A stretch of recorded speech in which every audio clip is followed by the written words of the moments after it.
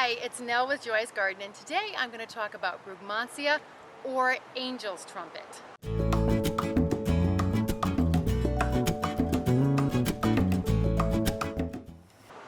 This plant, which stands head and shoulders above others in the garden, is impressive.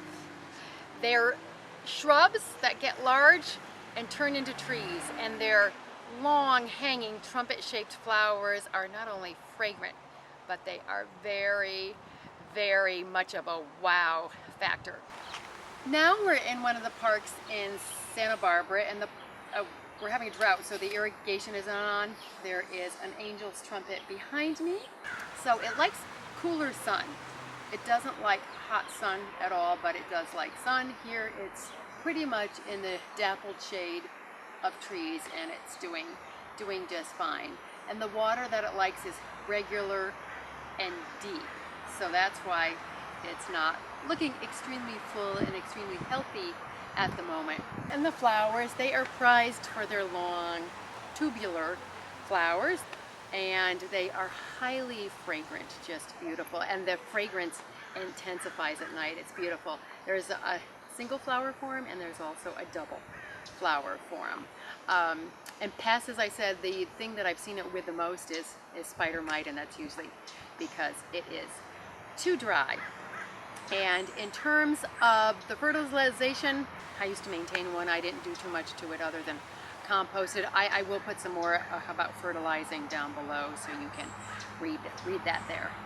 In terms of size, angel's trumpets get pretty large. They get 12 to 16 feet by about 12 feet. They get large, so they need a lot of room because they like to spread, and they will do all right in containers. Just make sure the container is a really good sized container, at least 24 inches. And if you're in a borderline cold zone, you can actually take it into a garage or an unheated sun porch, overwinter it there. Just be sure to cut back on the water a lot.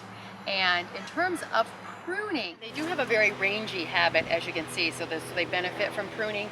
And here is that Y I was talking about right here. It's called a Y, a joint or a fork. It's not going to flower down here. After it goes off, it'll flower. See, there was a flower here, and there's not going to be a flower here. So you could really take it down to like here, and maybe here in the spring.